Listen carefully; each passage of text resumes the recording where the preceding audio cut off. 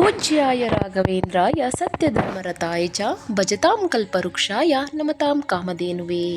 ಎಲ್ಲರಿಗೂ ನಮಸ್ಕಾರ. ನಮ್ಮ ಚಾನಲ್ಗೆ ಸ್ವಾಗತ. ನೀವು ಮೊದಲನೇ ಬಾರಿ ನಮ್ಮ ಚಾನಲನ್ನು ನೋಡ್ತಾ ಇದ್ದರೆ ಸಬ್ಸ್ಕ್ರೈಬ್ ಮಾಡಿ ಮತ್ತು ಪಕ್ಕದಲ್ಲಿರ್ತಕ್ಕಂಥ ಬೆಲ್ಲೈಕನನ್ನು ಪ್ರೆಸ್ ಮಾಡಿ. ಇಂದಿನ ವಿಡಿಯೋದಲ್ಲಿ ನಾವು ಅಕ್ಟೋಬರ್ ಮಾಸದಲ್ಲಿ ವೃಶ್ಚಿಕ ರಾಶಿಯವರಿಗೆ ಮಾಸ ಫಲಗಳನ್ನು ನಾವು ತಿಳಿದುಕೊಳ್ಳೋಣ.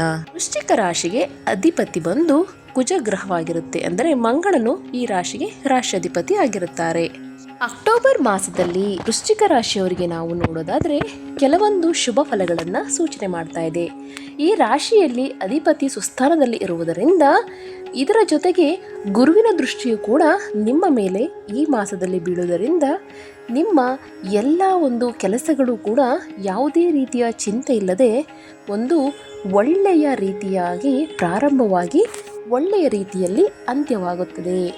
ನಿಮ್ಮಲ್ಲಿ ಇರ್ತಕ್ಕಂತಹ ಒಂದು ಧೈರ್ಯ ಮತ್ತು ಸ್ಥೈರ್ಯಗಳು ಕೂಡ ನಿಮ್ಮ ಕೆಲಸಕ್ಕೆ ಸಹಾಯವಾಗುತ್ತೆ. ಈ ಮಾಸದಲ್ಲಿ ಸೂರ್ಯನ ಒಂದು ಸಹಾಯದಿಂದ ನಿಮಗೆ ವ್ಯಾಪಾರ ಮತ್ತು ಉದ್ಯೋಗ ಎರಡರಲ್ಲೂ ಕೂಡ ಒಂದು ಒಳ್ಳೆಯ ರೀತಿಯ ಪಾಸಿಟಿವ್ ಅನ್ನೋದು ತೋರಿಸ್ತಾ ಇದೆ.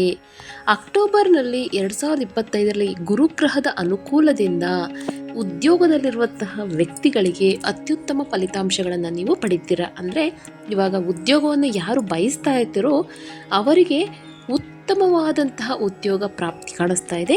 ಹಾಗೆಯೇ ಈಗ ಆಲ್ರೆಡಿ ಉದ್ಯೋಗದಲ್ಲಿದ್ದು ನಾವು ಉದ್ಯೋಗವನ್ನು ಬದಲಾವಣೆ ಮಾಡಬೇಕು ಅಂತಕ್ಕಂಥವ್ರಿಗೂ ಕೂಡ ನೀವು ಬಯಸಿರುವಂತಹ ಉದ್ಯೋಗಗಳು ನಿಮಗೆ ದೊರೆಯುತ್ತೆ. ಹಾಗೆಯೇ ಉದ್ಯೋಗದಲ್ಲಿ ಮುಂದುವರಿತಾ ಇರತಕ್ಕಂತಹ ವ್ಯಕ್ತಿಗಳಿಗೆ ಪ್ರಮೋಷನ್ಸ್ಗಳು ಮತ್ತು ಮೇಲಾಧಿಕಾರಿಗಳಿಂದ ಕೆಲವೊಂದು ಪ್ರಶಂಸೆಗಳು ನಿಮಗೆ ಲಭಿಸ್ತಾ ಇದೆ.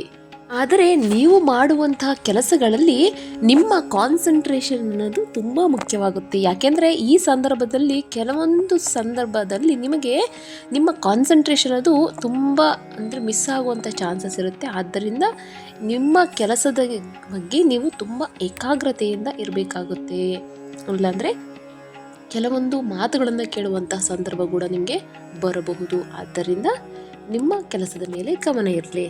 ಇನ್ನು ವಿದ್ಯಾರ್ಥಿಗಳಿಗೆ ಸಂಬಂಧಪಟ್ಟಂತೆ ಇವರಲ್ಲಿಯೂ ಕೂಡ ಒಂದು ವಿದ್ಯಾಭ್ಯಾಸದ ಮೇಲೆ ಗಮನ ಅಂತಕ್ಕಂಥದ್ದು ಸ್ವಲ್ಪ ಕಡಿಮೆ ಆಗುವಂತಹ ಸಾಧ್ಯತೆಯನ್ನು ತೋರಿಸ್ತಾ ಇದೆ. ಯಾಕೆಂದರೆ ನಿಮ್ಮ ಮನಸ್ಸು ಬೇರೆ ಕಡೆ ಎಳೆಯುವುದು ಈ ಒಂದು ಮಾಸದಲ್ಲಿ ನಡೆಯುವುದರಿಂದ ಆದಷ್ಟು ನಿಮ್ಮ ಕಾನ್ಸಂಟ್ರೇಷನ್ ಅದು ಉದ್ಯೋಗದ ಮೇಲೆ ಆಗಲಿ ಮತ್ತು ವಿದ್ಯಾಭ್ಯಾಸದ ಮೇಲೆ ಆಗಲಿ ಇರುವುದು ತುಂಬ ಮುಖ್ಯವಾಗಿರುತ್ತೆ.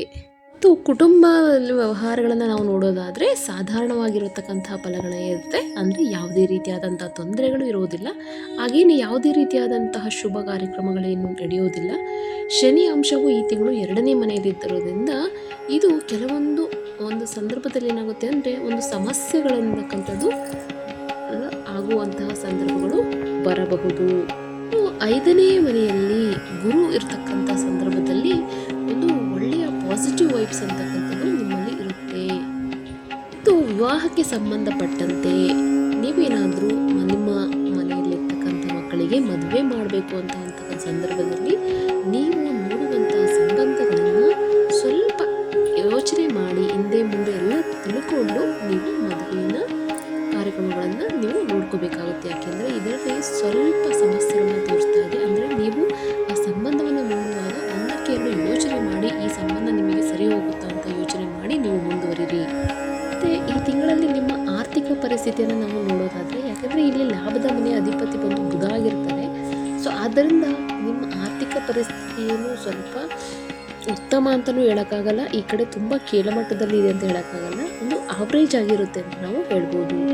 ಇದು ಕೆಲವೊಂದು ಟೈಮಲ್ಲಿ ಏನಾಗುತ್ತೆ ಅಂದರೆ ನಿಮ್ಮ ಒಂದು ಖರ್ಚಿನ ಮೇಲೆ ತುಂಬ ನೀವು ಯೋಚನೆ ಮಾಡಿ ಅವಶ್ಯಕತೆ ಇರುವಂತಹ ಸಮಯದಲ್ಲಿ ಮಾತ್ರ ನೀವು ಖರ್ಚುಗಳನ್ನು ಮಾಡಬೇಕಾಗುತ್ತೆ. ಯಾವುದೇ ರೀತಿಯಾದಂತಹ ದುಬಾರಿ ಖರ್ಚಾಗಲಿ ಆಡಂಬರಕ್ಕೆ ನೀವು ದಯವಿಟ್ಟು ಈ ಮಾಸದಲ್ಲಿ ಹೋಗಬೇಡಿ. ಯಾಕೆಂದರೆ ನಿಮ್ಮ ಆದಾಯ ಈ ಮಾಸದಲ್ಲಿ ಅಷ್ಟೇ ಇರೋದ್ರಿಂದ ಖರ್ಚುಗಳು ಹೆಚ್ಚಾಗುವಂತಹ ಸಂದರ್ಭಗಳು ಬರಬಹುದು. ಆದ್ದರಿಂದ ಅವಶ್ಯಕತೆ ಏನಿದೆಯೋ ಅದರಲ್ಲಿ ಮಾತ್ರ ನೀವು ಅಮೌಂಟನ್ನು ಖರ್ಚು ಮಾಡಬೇಕಾಗುತ್ತೆ. ಅನವಶ್ಯಕ ಖರ್ಚುಗಳನ್ನು ದಯವಿಟ್ಟು ಈ ಮಾಸದಲ್ಲಿ ಮಾಡಬೇಡಿ. ಏನೇ ಈ ಮಾಸದಲ್ಲಿ ಸ್ವಲ್ಪ ನೀವು ಉಳಿತಾಯದ ಕಡೆಗೆ ಗಮನವನ್ನು ಹರಿಸ್ತೀರ. ನಾನು ಆವಾಗಲೇ ಹೇಳಿದಾಗೆ ನಿಮ್ಮ ಆಡಂಬರದ ಖರ್ಚನ್ನು ಕಡಿಮೆ ಮಾಡಿದ್ರೆ ನಿಮಗೆ ಆಟೋಮೆಟಿಕ್ಕಾಗಿ ನಿಮಗೆ ಉಳಿತಾಯದ ಮನೋಭಾವ ಬರುತ್ತೆ. ಮತ್ತು ಆರೋಗ್ಯಕ್ಕೆ ಸಂಬಂಧಪಟ್ಟಂತೆ ಈ ಮಾಸದಲ್ಲಿ ಕೆಲವೊಂದು ಸಮಸ್ಯೆಗಳನ್ನ ತೋರಿಸ್ತಾ ಇದೆ. ಅಂದರೆ ಅಂತಹ ದೊಡ್ಡ ಸಮಸ್ಯೆಗಳೇನಿಲ್ಲ, ಕೆಲವೊಂದು ಸಮಸ್ಯೆಗಳು ಶೀತ, ನೆಗಡಿ, ಕೆಮ್ಮು ಈ ರೀತಿ ಒಂದು ಸಾಂಕ್ರಾಮಿಕ ರೋಗಗಳು ಬರುವಂತಹ ಸಾಧ್ಯತೆ ಇರೋದ್ರಿಂದ ಸ್ವಲ್ಪ ನಿಮ್ಮ ಆರೋಗ್ಯದ ಕಡೆಗೆ ಗಮನವನ್ನು ಹರಿಸಿ. ಏಕೆಂದರೆ ಸ್ವಲ್ಪ ಮಳೆ ಕೂಡ ಹೆಚ್ಚಾಗಿರೋದ್ರಿಂದ ಈ ದಿನಗಳಲ್ಲಿ ಸ್ವಲ್ಪ ಆರೋಗ್ಯದ ಮೇಲೆ ಗಮನವನ್ನು ಕೊಡಿ. ಹಾಗೆಯೇ ರಾಹು ಬಂದು ನಿಮಗೆ 4ನೇ ಮನೆಯಲ್ಲಿರೋದ್ರಿಂದ ಕೆಲವೊಂದು ಸಮಯದಲ್ಲಿ ಏನಾಗುತ್ತೆ ಅಂದರೆ ಶ್ವಾಸಕೋಶಕ್ಕೆ ಸಂಬಂಧಪಟ್ಟಂತೆ ಮತ್ತು ಹೃದಯಕ್ಕೆ ಸಂಬಂಧಪಟ್ಟಂತೆ ಉಸಿರಾಟದ ತೊಂದರೆಗಳು ಮತ್ತು ಎದೆಗೆ ಸಂಬಂಧಪಟ್ಟಂತೆ ಕಾಯಿಲೆಗಳು ನಿಮಗೆ ಬರಬಹುದು. ಆದ್ದರಿಂದ ನಿಮ್ಮ ಏನಾದರೂ ತಕ್ಷಣದಲ್ಲೇ ಏನಾದರೂ ನಿಮಗೆ ಆರೋಗ್ಯ ಸಮಸ್ಯೆಗಳನ್ನು ಕಂಡು ಬಂದರೆ ದಯವಿಟ್ಟು ನೆಗ್ಲೆಕ್ಟ್ ಮಾಡಬೇಡಿ. ಅದಕ್ಕೆ ತಕ್ಕನಾದಂಥ ಒಂದು ಮೆಡಿಸನ್ನ ನೀವು ಪ್ರಿಕಾಷನ್ನ ತಗೋಬೇಕಾಗುತ್ತೆ.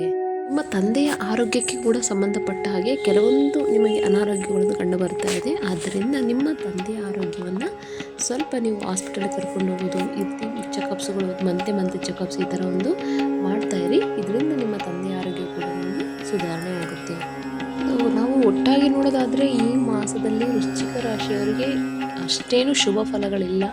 ಹಾಗೆಯೇ ಅಷ್ಟೊಂದು ಅಶುಭ ಫಲಗಳು ಇಲ್ಲ, ಮಿಶ್ರಮ ಫಲಗಳನ್ನು ನಾವು ನೋಡುವುದಾಗುತ್ತೆ.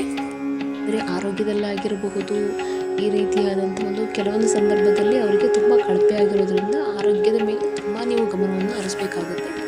ಹಾಗೆಯೇ ಆರ್ಥಿಕ ಪರಿಸ್ಥಿತಿಗೆ ಸಂಬಂಧಪಟ್ಟಂತೆ ಯಾವುದೇ ರೀತಿ ತೊಂದರೆ ಇಲ್ಲ, ಆದರೆ ನೀವು ಅನಾವಶ್ಯಕ ಖರ್ಚುಗಳನ್ನು ಕಡಿಮೆ ಮಾಡಬೇಕಾಗುತ್ತೆ ಈ ಸಂದರ್ಭಗಳಲ್ಲಿ. ಮತ್ತು ಈ ಸಂಬಂಧಗಳಿಗೆ ಸಂಬಂಧಪಟ್ಟಂತೆ ಗಂಡ ಹೆಂಡತಿಯ ಮಧ್ಯೆ ಒಂದು ಸಾಮರಸ್ಯತೆ ಸ್ವಲ್ಪ ಕಡಿಮೆ ಆಗ್ಬೋದು. ಅಂದರೆ ಮಾತಿಗೆ ಬೆಳೆದು ಸ್ವಲ್ಪ ದೊಡ್ಡೋದಾಗೋದಕ್ಕಿಂತ ನೀವು ನಿಮ್ಮ ಒಂದು ಜಗಳವನ್ನು ಆದಷ್ಟು ಕಡಿಮೆ ಮಾಡಿಕೊಂಡು ಆದಷ್ಟು ನೀವು ಮ್ಯೂಚುವಲ್ ಅಂಡರ್ಸ್ಟ್ಯಾಂಡಿಂಗ್ಗೆ ಬರೋದಕ್ಕೆ ಪ್ರಯತ್ನ ಪಡಬೇಕಾಗುತ್ತೆ.